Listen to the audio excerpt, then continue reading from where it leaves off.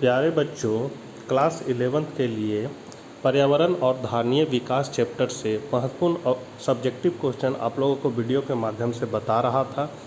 ये वीडियो का third part है जिसमें से हम लोग महत्वपूर्ण क्वेश्चन को देख रहे थे। शुरू करने से पहले आपसे निवेदन है कि अपने चैनल इकोनॉमिक्स प्लस पर नए हैं तो चैनल को जरूर सब्सक्राइब कर ले, बेल आइकन दबाकर ऑल नोटिफिकेशन ऑन कर ले। साथ ही अर्थशास्त्र के बच्चों तक यह जरूर वीडियो शेयर करें क्योंकि टर्म 2 का एग्ज़ाम में अब ज़्यादा समय नहीं बचा। तो चलिए हम लोग आज कुछ नया सीखते हैं।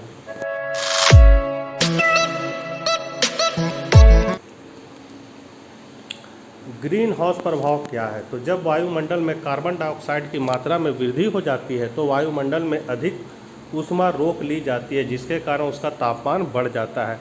ऊष्मा का इस प्रकार से वायुमंडल में रोक लिया जाना ही ग्रीन हाउस प्रभाव कहलाता है। फिर है ओजोन परत के लाभकारी प्रभाव क्या है? तो वायुमंडल की ओजोन परत हानिकारक विकिरण से हमारी सुरक्षा करती है। सूर्य की घातक पराबैंगनी किरणों को ओजोन परत शून्य में परिवर्तित कर देती है और छतरी के रूप में हमें सुरक्षा कवच प्रदान करती है। तीसरा है ओजोन अपक्षयन से क्या आशय है? तो ओजोन अपक्षयन से आशय समताप मंडल में ओजोन की कमी का होना है। यहाँ का हो जाएगा। ओजोन अपक्षयन की समस्या का मूल कारण क्या है? तो ओजोन अपक्षयन या अपक्षयन है समस्या का मूल कारण है समताप मंडल में क्लोरीन और ब्रोमीन के उच्च स्तर। ओजोन अपक्षयन के दुष्परिणाम बताइए। तो ओजोन स्तर के अपक्षयन के परिणाम स्वरूप पराबैंगनी विकिरण पृथ्वी की ओर आते हैं और जीवों को क्षति पहुंचाते हैं। विकिरण से मनुष्यों में त्वचा कैंसर पैदा हो जाता है। यह पादप लवक के उत्पादन को कम कर जलीय जीवों को प्रभावित करता है तथा स्थलीय पौधों की समृद्धि पर भी प्रतिकूल प्रभाव डालता है। फिर है मॉन्ट्रियल प्रोटोकॉल क्या है? तो मॉन्ट्रियल प्रोटोकॉल यह वह व्यवस्था है जिसमें CFS यौगिकों तथा अन्य ओजोन अपक्षयक रसायनों के प्रयोग पर रोक लगाई गई है।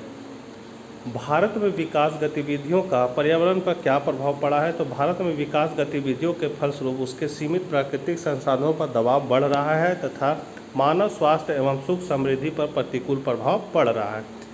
भारत के पर्यावरण को दो तरफ खतरा है। ये दो बातें कौन सी है? तो पहला बात है गरीबी के कारण पर्यावरण का अपक्षयन और दूसरा साधन संपन्नता और तेज़ी से बढ़ता हुआ औद्योगिक क्षेत्र प्रदूषण। चिपको आंदोलन का उद्देश्य क्या था? तो चिपको आंदोलन का उद्देश्य था हिमालय पर्वत में वनों का संरक्षण करना। आपीको आंदोलन क्या है? तो आपीको का अर्थ होता है बाहों में भरना। 8 सितंबर 1943 ईस्वी को सिरसी जिले के सलकानी वन में वृक्ष काटे जा रहे थे। तब 160 स्त्री पुरुष और बच्चों ने पेड़ों को बाहों में भर लिया और लकड़ी काटने वालों को भाग जाने को विवश होना पड़ा।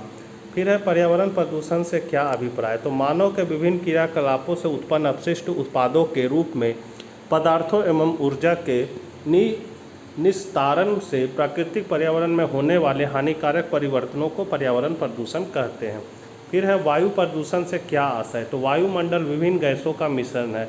इसमें दूषित गैसें जैसे carbon dioxide, nitrogen oxide, sulphur dioxide आदि की अधिकता वायु प्रदूषण कहलाती है।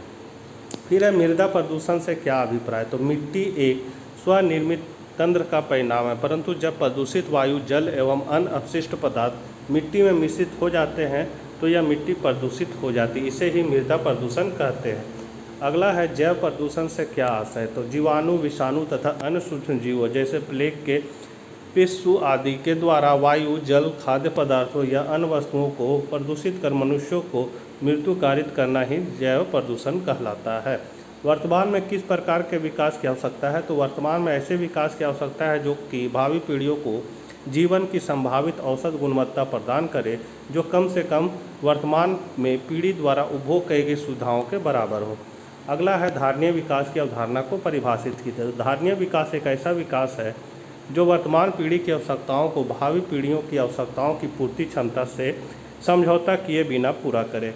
अगला है पर्यावरण का अर्थ प्रकार बताइए। पर्यावरण संरक्षण के क्या उद्देश्य है? तो पर्यावरण का अर्थ व प्रकार है सोरोकिन के अनुसार पर्यावरण उन समस्त दशाओं को इंगित करता है जो मानव के क्रियाकलापों से स्वतंत्र है तथा जिनकी रचना मानव ने नहीं की है और जो मानव एवं उसके कार्यों से प्रभावित हुए बिना स्वतः परिवर्तित होती है। पर्यावरण दो प्रकार के होते हैं, प्राकृतिक पर्यावरण और सांस्कृतिक पर्यावरण। पर्यावरण संरक्षण के उद्देश्य, तो पर्यावरण संसाधन के अपव्यय को रोकना है, भावी उपयोग के लिए संसाधनों की बचत करना है, संसाधनों का योजनाबद्ध एवं विवेकपूर्ण रीति से उपयोग करना है। अगला क्वेश्चन है वन्य जीव संरक्षण के उपाय बताइए।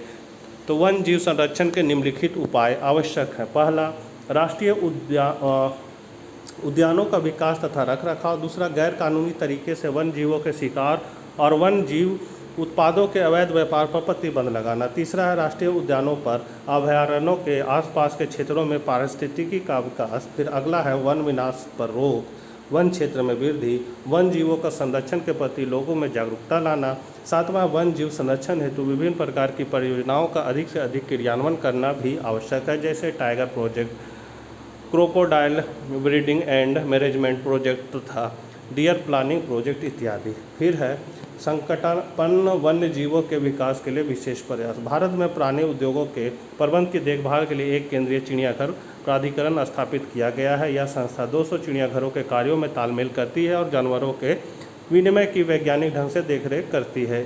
इस समय में 23 बाघ परियोजनाएं चल रही है तथा इसके अंतर्गत 26,000 वर्ग किलोमीटर से भी अधिक क्षेत्र वनाच्छादित है। फिर है वनों के ह्रास को रोकने के उपायों पर प्रकाश डालिए।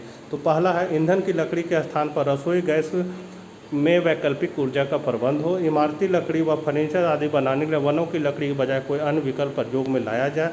पर्यावरण की सुरक्षा की दृष्टि से दुर्लभ किस्म के पेड़ों की कटाई निषेधित हो। फिर वनों पर आधारित उद्योग धंधों में कच्चे मालों की पूर्ति के लिए सामाजिक वानिकी की योजना चलाई जाए। पाँचवां, सामाजिक वानिकी, कृषि वानिकी तथा वन खेती से वनों के क्षेत्रफल की पूर्ति की जाए। फिर है स्थानांतरणशील कृषि पर रोक हो। चारागाहों के क्षेत्र का संकुचन रोका जाए। शवों के दाह संस्कार में प्रयोग की जाने वाली लकड़ी के विकल्प के रूप में विद्युत शवदाहगृहों का निर्माण किया जाए। इससे वन संरक्षण में मदद मिलेगी। होली, लोहड़ी तथा अन्य त्योहारों के समय लकड़ी को व्यर्थ न जलाया जाए। इनके लिए लोगों की धार्मिक भावनाओं तथा सांस्कृतिक मान्यताओं को बदलने का प्रयास किया जाना चाहिए। अगला है पशु संख्या नियंत्रित की जानी चाहिए और वन जीवों के संरक्षण के लिए अभयारण्यों का विकास किया जाना चाहिए। इससे दोहरा लाभ होगा। फिर है ढालू भूमि पर वृक्षों की कटाई नहीं की जानी चाहिए। 12 है कृषि योग्य भूमि के विस्तार के लिए वनों का ह्रास नहीं होने देना चाहिए। इसके लिए कड़े कानून प्रावधान किए जाने चाहिए। 13 है ऐसी नदी घाटी परियोजनाओं तथा बांधों को स्वीकृति नहीं मिलनी चाहिए जिससे वन क्षेत्र डूब जाने की संभावना हो। वनों के महत्व को बताने के लिए जन साधारण में विज्ञापनों तथा प्रसार माध्यमों द्वारा जागरूकता पैदा की जानी चाहिए। 15 है वनों की चयनात्मक कटाई तथा बचे हुए जंगलों की रक्षा करके वनों के ह्रास को रोका जा सकता है। 16 है प्राकृतिक वन क्षेत्रों के स्थान पर वृक्ष तथा फलोद्योग लगाने से भी वन विनाश रुकता है और फल भी प्राप्त होते हैं। फिर है वनों की रक्षा के लिए सामाजिक आंदोलन चलाया जाना चाहिए। अगला क्वेश्चन है पर्यावरण संरक्षण की आवश्यकता पर प्रकाश डालिए। तो पर्यावरण का जिसमें मानव रह रहा है अपने सभी जैविक तथा अजैविक घटकों के साथ समन्वित, समरस तथा संतुलित रहना आवश्यक है। वर्तमान में पर्यावरण संरक्षण की आवश्यकता तथा महत्व को अग्रलिखित प्रकार से स्पष्ट किया जा सकता है। पहला है इसके द्वारा पर्यावरणीय असंतुलन की विनाशकारी प्रभाव से बचा जा सकता है। दूसरा, पर्यावरण का हमारी शारीरिक संरचना, स्वास्थ्य तथा मन पर प्रत्यक्ष प्रभाव पड़ता है। प्राकृतिक संसाधन जितने स्वच्छ और निर्मल होंगे हमारा शरीर और मन उतना ही स्वच्छ एवं निर्मल होगा। इसलिए गुरु चरक ने कहा है स्वस्थ जीवन के लिए शुद्ध वायु, जल और मिट्टी आवश्यक कारक है। तीसरा, राज्य की स्थिरता पर्यावरण की स्वच्छता पर निर्भर करती है। फिर जैविक विकास में पर्यावरण एक महत्वपूर्ण घटक है।